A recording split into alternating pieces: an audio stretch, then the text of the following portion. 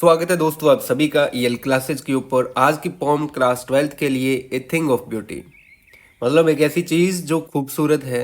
Bye John Keats के द्वारा लिखी गई पोइम है दोस्तों।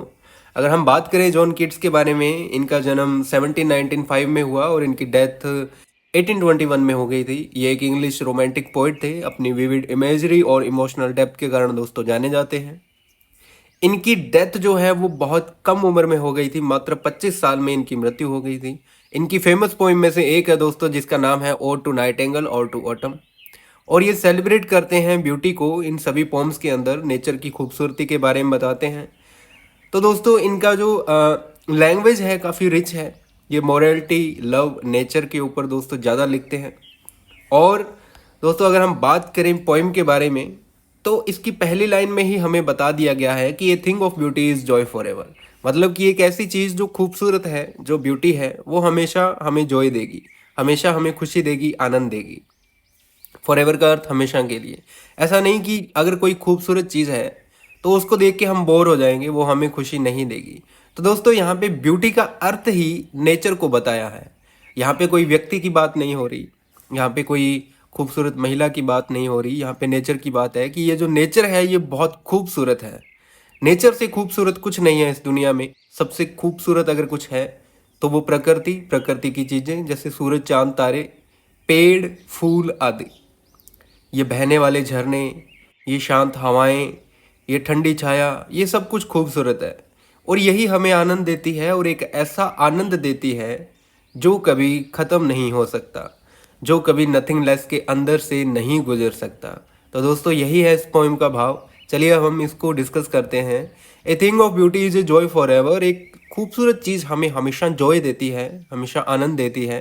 It's loveliness increase. इसकी जो लवलीनेस है, इसकी जो मासूमियत है, इसका जो प्यारापन है, वो हमेशा इंक्रीज ही होता है, कभी डिक्रीज नहीं होता, कभी घटता नहीं है, बढ़ता ही रहता है, बढ़ता ही रहता है। It will never pass into nothingness.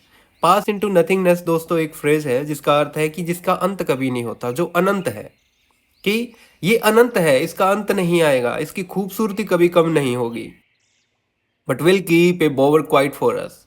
ये ऐसे क्वाइट है, ऐसे शांत है जैसे कि कोई बोवर। दोस्तों बोवर एक ऐसा पेड़ होता है जो छायादार होता है।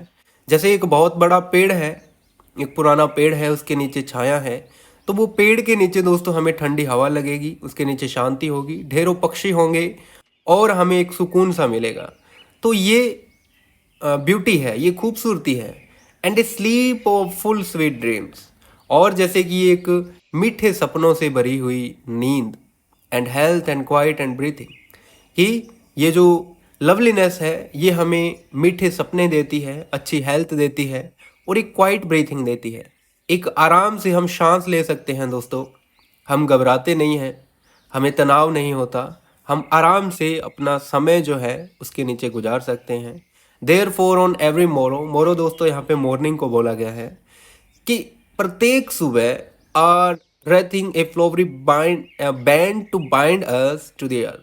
कि हर सुबह एक जो फूलों का बैंड जो है, मतलब जो फूल हम खिले हुए देखते हैं सुबह सुबह, वो हमें नेचर के साथ बांध देता है, वो हमें प्रकृति के साथ और जोड़ देता है और बाइंड कर देता है। स्पिरिट ऑफ डिस्पोर्डेंस, हमें निराशा नहीं होती, हमें ग्लूमीनेस नहीं होती, हम उदास नहीं होते। अब in human dearth of noble nature, क्योंकि इस नेचर के अंदर, नोबल नेचर के जो व्यक्ति हैं, जो अच्छे व्यक्ति हैं, वो इन ह्यूमन डेथ का मतलब कि उनकी कमी आ गई है। हालांकि इस नेचर में अच्छे लोगों की कमी आ गई है। ऑफ द ग्लूमी डेज, उन निराशा भरे दिनों के अंदर। अब ऑल अनहेल्दी एंड और डार्कर वेज, जो कि हमें बचा के रखते हैं अनहेल्दी होने से और अंधेरे रास्तों से। दोस्तों यहाँ पे डार्कन वेज उन रास्तों को बोला गया है जो कि अंधकार से भरे हुए हैं। यहाँ पे सीधा सीधा अर्थ उनका नेगेटिविटी से है, कि अच्छे लोग हमें जैसे नेगेटिविटी से बचा के रखते हैं, ये फूलों का बंधन हमें प्रकृति के साथ जोड़ देता है। हमारे जितने भी नेगेटिव विचार हैं उनको दूर रखता है। हम पॉजिटिविटी के साथ भर जाते हैं, एक नई उमंग के साथ भर जाते हैं। आगे दोस्तों बोलते हैं, made for our searching, yes in spite of all, कि ये हमें तलाश में लगा देते हैं, सभी प्रकार की तलाश में। Some shape of beauty moves away the pall, कि कुछ ऐसी शेप्स हैं ऐसी ब्यूटी की कुछ शेप्स हैं जो हमें निराशा से दूर रखती है, जो हमें नेगेटिविटी से दूर रखती हैं, फ्रॉम आर डार्कर स्पिरिट, जो कि हमें डार्क स्पिरिट से दूर रखती है। डार्क स्पिरिट का अर्थ दोस्तों वैसे तो उन काली आत्माओं को कहा जाता है जो कि एक मनुष्य को नुकसान पहुंचा सकती है, लेकिन यहाँ पे डार्क स्पिरिट दोस्तों नेगेटिविटी को बोला गया है, हमारे विचारों को बोला गया है कि कुछ ऐसी शेप्स भी हैं इस प्रकृति में जो खूबसूरती से भरी हुई हैं, जो हमें नेगेटिविटी से बचा के रखती हैं। तो वो शेप्स क्या है दोस्तों? Such as sun, the moon, tree old and young, sprouting a shady boon, कि जैसे कि सूरज, जैसे कि चांद, पुराने पेड़ या फिर वो पेड़ जो अभी अभी उगे हैं और जो कि एक शेडी बून देते हैं। शेडी बून, शेडी का अर्थ दोस्तों छायादार, बून का अर्थ एक वरदान की तरह, जो कि वरदान की तरह एक छाया देते हैं। किसको दोस्तों? फॉर ए सिंपल शिप, मतलब एक भेड़ को, एक जानवर को, कि जैसे एक जानवर एक छायादार पेड़ के नीचे बैठता है तब वो जो पेड़ है वो उसके लिए एक ब्लेसिंग की तरह है, एक आशीर्वाद, एक दुआ की तरह है। एंड सच आर डेफोडिल्स, और ये जो डेफोडिल के जो फूल हैं, with green world they live in, उस हरे संसार में जिसमें कि ये रहते हैं। एंड क्लियर रिल, और ये खूबसूरत झरने, that from them salvage A cooling covert make giant the hot season. ये जो झरने हैं, ये जो रिल्स है, ये जो छोटी छोटी नदियां हैं, ये हमें कूल रखती है उस जाइंट हॉट सीजन से, उस गर्मी के दिन से ये हमें राहत प्रदान करती है। द मुड फॉरेस्ट बेक, और ये जो फॉरेस्ट है जो मिड में, मतलब जंगल के किसी बीचों बीच उस गर्मी के दिन में, rich with sparkling of fair musk rose bloom, bloom का अर्थ दोस्तों खिलना, कि ये जो जंगल है जिसके बिल्कुल बीचों बीच मस्क रोज खिलते हैं। स्पार्कलिंग का अर्थ खिलते हैं, चमकते हैं, जो कि अपनी खूबसूरती में चमकते हैं।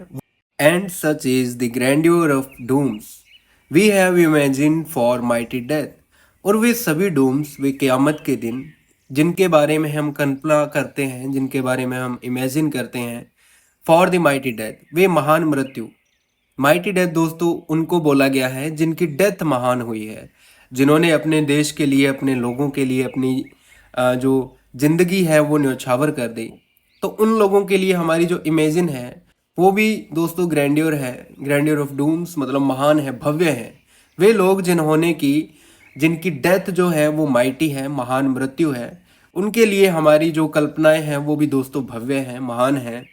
And all lovely tale that we heard or read, an endless fountain of immortal drink pouring unto us from the heavens brink। तो दोस्तों इसमें बोलते हैं कि हमने जितनी भी लवली टेल्स आज तक जो सुनी है या पढ़ी है, वो भी एक थिंग ऑफ ब्यूटी है, वो भी एक खूबसूरती की चीज़ है जो कि एंडलेस है। वो जब भी हमें याद आती है तब वो हमें जॉय देती है, हमें आनंद और सुख प्राप्त करवाती है। और ये जो सुख है, ये जो आनंद है, ये कहाँ से आता है? एंडलेस फाउंटेन से। मतलब एक ऐसा फाउंटेन जो एंडलेस है, जो कभी खत्म नहीं होगा, जिसके अंदर से इमोर्टल ड्रिंक मतलब अमृत बह रहा है। पॉरिंग का मतलब जो कि उड़ेल रहा है, us from the heaven brink, जो हमारे लिए उड़ेल रहा है हेवन के ब्रिंक में से, स्वर्ग के झरनों में से। जो अमृत है वो ऐसे फाउंटेन में से निकल के हमारे पास आता है जो कि एंडलेस है, जिसका अंत कभी नहीं होगा। तो दोस्तों यही चीज़ कि a thing of beauty is a joy for ever, कि एक जो खूबसूरती की चीज़ है वो हमें हमेशा जॉय देती है, हमें हमेशा सुख आनंद प्रदान करवाती है। तो दोस्तों होप सो आपके पॉइंट समझ में आई होगी। तो दोस्तों अब आप हमें टेलीग्राम पर भी फॉलो कर सकते हो, जिसका लिंक आपको डिस्क्रिप्शन में मिल जाएगा, और आप ज़रूर से हमारे चैनल को सब्सक्राइब कीजिएगा ताकि आप हमारे परिवार का एक हिस्सा बन पाएँ और आने वाली वीडियोज़ को कभी मिस ना कर पाएँ।